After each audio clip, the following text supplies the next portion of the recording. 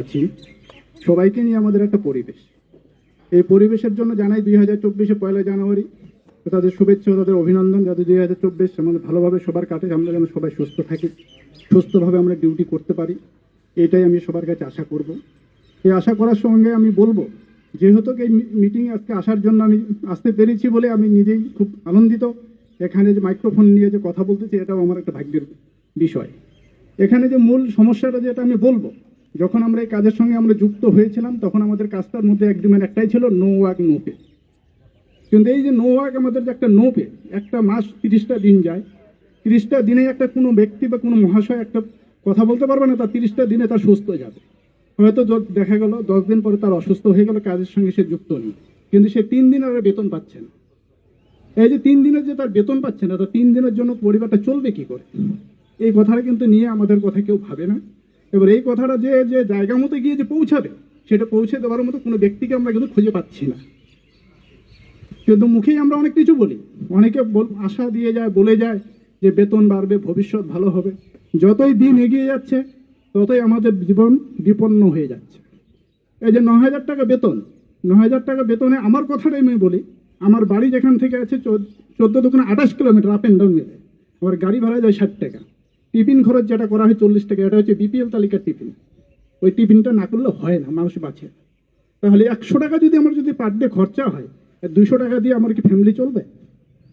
এই ভাবনাটা ভাবার জন্য কেউ নেই।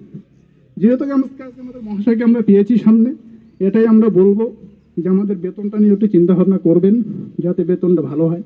তার চেয়েও বড় চিন্তাভাবনা আপনাদেরকে করতে বলবো এটাই, যেহেতু আমাদের একটা নো ওয়ার্ক নো পে, একটা মানুষ 3 দিন অসুস্থ হয়ে থাকলে পরে যে বেতনটা আমরা পাই না, যাতে নো ওয়ার্ক নো পেটার জন্য যেন অপশনটা যেন এখান থেকে উঠে যায়, সেটার জন্য একটা আপনারা চিন্তাভাবনা করবেন। সবচেয়ে বড় সমস্যা আমাদের এটাই। আরেকটা কথা হচ্ছে যেটা, এই যে ডিউটির ক্ষেত্রে, কোনো দিন ডিউটির ক্ষেত্রে যদি দেখা যায় কোন থানায় কোন রকম নিয়ম আছে সেটা আমাদের জানা নেই। যেহেতু আমাদের ফালাকাটা থানায় একটাই নিয়ম হয়, যদি কোনো নাইট ডিউটিতে কেউ যেতে না পারলো তাকে 3 দিন বসিয়ে রাখা হয়। সোজা কথা, 3 দিনের জন্য বসে যাও, না হলে তোমাদের লিখিত দিতে হবে, লিখিত দিয়ে তোমাদেরকে কাজে জয়েন করতে হবে। এটা কি কোনো থানায় কি আছে সেটা আমাদের জানা নেই। কিন্তু ভয় কোথায়, এই যে আমরা যে অফিসার এটা করেছে তার সঙ্গে যদি একটু যদি চ্যালেঞ্জ করা যায়, হয়তো তাকে বসিয়ে রাখবে 15 দিনের জায়গায় 10 দিন, 10 দিনের জায়গায় 1 মাস, হয়তো 6 মাসও কোনো তার খবর রাখবে না, যেটা এক ধরনের বলা হয় র্যাগিং। এই র্যাগিংয়ের মধ্য দিয়ে আমরা এই ডিউটিগুলো করছি। কিন্তু সাধারণত আমি নাইট ডিউটি এখনো করি না, আমি ট্রাফিক ডিউটিও করি ফালাকাটা থানায়। এইভাবে ডিউটি করে যদি আমাদের চলতে হয়, যে আমরা রোজগার যেখানে আমরা আজকে কাজের সঙ্গে যুক্ত আছি, সেই কাজটা করতে গিয়ে যদি আমাদের পরিবারের বাবা মার হাতে যদি দুমুঠো ভাত দিয়ে যদি তাদের মুখে যদি হাসি ফুটাতে না পারি, তাহলে এই কাজের সঙ্গে যুক্ত থেকে তাহলে আমাদের লাভটা কি?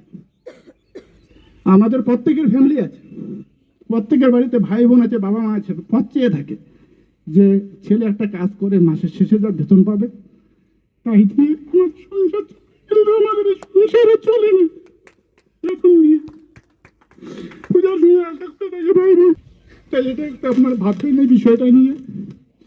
বলতে গেলে আমাদের অভাব অভিযোগ অনেক আছে, বলতে গেলে সব সমস্যার সমাধান হয় না, কিন্তু সমস্যার সমাধানের জন্য একটা কথাই আপনাদেরকে বলবো, যেটা আমাদের নো ওয়ার্ক নো পে, সেই অপশনটা যাতে এখান থেকে উঠে যায়, সেটার জন্য আপনারা একটু দেখবেন। এই বলে আমি আমার ক্ষুদ্র বক্তব্য আমি শেষ করলাম।